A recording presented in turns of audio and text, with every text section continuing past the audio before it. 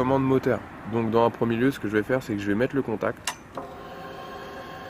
Je vais vérifier que mon témoin de pression d'huile s'allume bien. Ensuite, je vais démarrer le moteur. Je vais vérifier que le témoin de pression d'huile s'éteint correctement.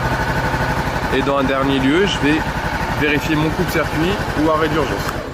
Et voilà, là c'est la commande moteur. Commande d'accélérateur et d'embrayage. Dans un premier temps, on va regarder la commande d'accélérateur. Ce qu'on va vérifier, c'est sa bonne rotation et surtout son bon retour, qu'elle revienne bien. Ensuite, on va vérifier aussi qu'il y a un petit jeu latéral pour éviter qu'elle reste bloquée. Concernant l'embrayage maintenant, ce qu'on va vérifier, c'est qu'il y ait bien une garde. Donc la garde, c'est le petit jeu que vous avez ici, qui doit être entre 3 à 5 mm avant que ça tende réellement le câble. Ensuite, on va vraiment tendre la commande et on va vérifier l'état du câble justement. On va vérifier que le câble soit pas effiloché dans sa gaine et bien graissé. Voici pour la vérification de commande d'accélérateur et embrayage.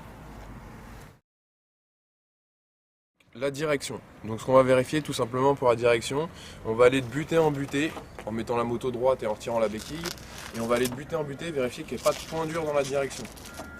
Donc normalement il faut le faire la roue avant délestée. On ne peut pas le faire avec ces motos là le jour du permis, mais il faut le préciser à l'inspecteur qu'on le fait la roue avant délestée pour sentir s'il y a un point dur dans la direction.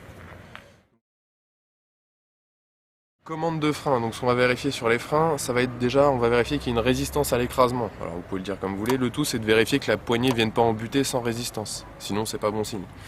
Ensuite on va vérifier de l'autre côté, donc ça dépend des motos, mais là on va vérifier que le niveau, la bulle elle est bien au-dessus du niveau minimum. Si on arrive à voir, on a un petit trait avec marqué LWR et la bulle il faut qu'elle soit au-dessus. Il faut préciser que ça se fait moto droite et sur terrain plat. Commande de frein, il y a aussi le frein arrière, il ne faut pas l'oublier, donc on va faire la même chose, c'est-à-dire que on va appuyer gentiment sur la commande de frein, voir s'il y a bien une résistance et que la commande ne reste pas en bas. Ensuite, ce qu'on va vérifier, c'est pareil que pour la commande de frein avant, on va vérifier son niveau. Ici, vous avez le bocal de liquide de frein où il y a un niveau minimum et un niveau maximum. Alors on a du mal à voir, mais en dessous, il y a minimum, maximum.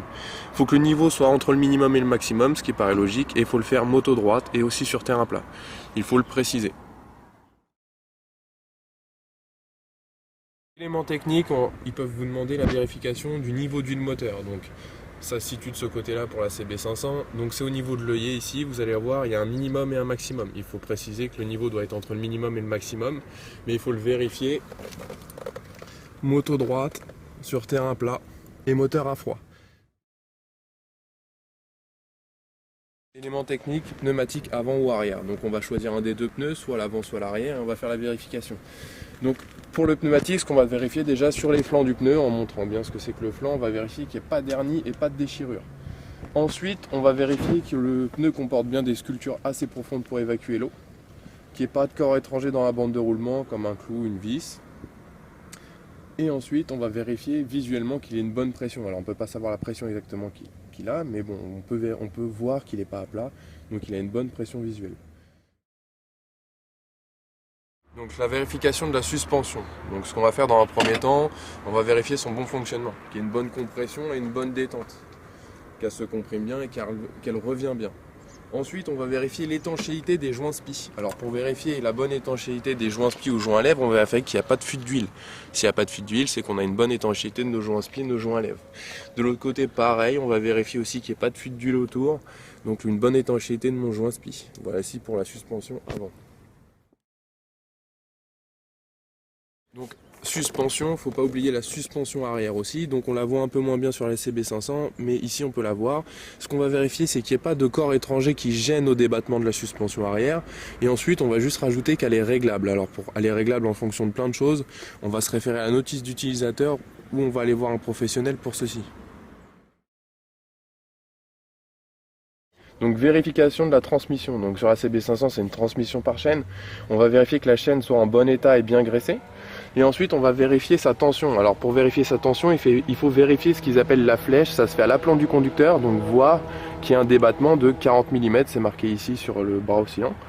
Ou sinon on va voir un spécialiste ou un garagiste qui lui va vous régler la tension de chaîne correctement. Éclairage avant. Donc ce que je vais vérifier dans un premier lieu, c'est mon bloc. Je vais vérifier qu'il est en bon état et propre. Et ensuite je vais vérifier tous mes éclairages. Donc je vais mettre le contact. Sur la CB500, quand je mets le contact, ça allume mes feux de position, donc je vois que mes feux de position fonctionnent bien.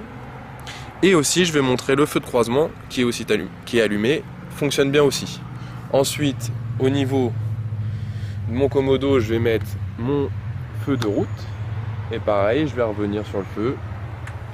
Et je vais vérifier le bon fonctionnement de mon feu de route. Appel feu de route, fonctionne bien aussi. Éclairage arrière et feu stop. Donc je vais commencer ma vérification ici et je vais redescendre jusqu'à la plaque histoire de rien oublier. Donc je vais d'abord vérifier le bon état et la propreté de mon bloc. Donc là il est en bon état, il est propre. Ensuite je vais mettre le contact. Le bon fonctionnement de mon feu de position. Donc je précise bien que c'est le feu de position. Ensuite je vais vérifier les feux stop. Donc avec la commande de frein avant,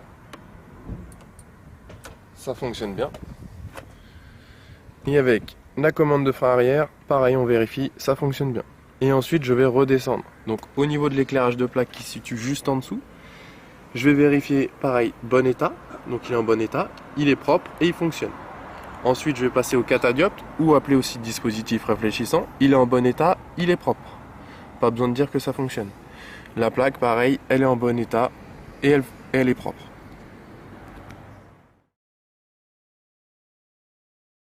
Les clignotants, donc la vérification des clignotants. On va mettre le contact pour pouvoir allumer ces clignotants. On va actionner la commande des clignotants et ensuite on va vérifier donc toujours la même chose. Il est en bon état, il est propre et il fonctionne. Ensuite on va aller vérifier de l'autre côté et on va dire pareil pour celui-ci si c'est le cas. Donc il est en bon état, il est propre et il fonctionne. On va passer sur ceux à l'arrière. Donc ici là, pareil, donc pas obligé de répéter, mais si vous voulez répéter, vous pouvez répéter, il est en bon état, il est propre et il fonctionne. On va vérifier aussi celui-ci. Et donc, ainsi que celui-ci. Et la vérification est terminée. Vérification donc rétroviseur et avertisseur sonore. Donc ce qu'on va vérifier sur les rétroviseurs, sont en bon état et ils sont propres. On regarde l'autre, pareil pour celui-ci. Ensuite, on peut rajouter qu'ils sont bien fixés et adaptés à ma position de conduite. Ensuite, l'avertisseur sonore. On va mettre le contact. On va mettre un léger coup de klaxon, sauf si l'inspecteur vous demande de ne pas l'actionner. Et vous dites, il fonctionne bien. C'est tout.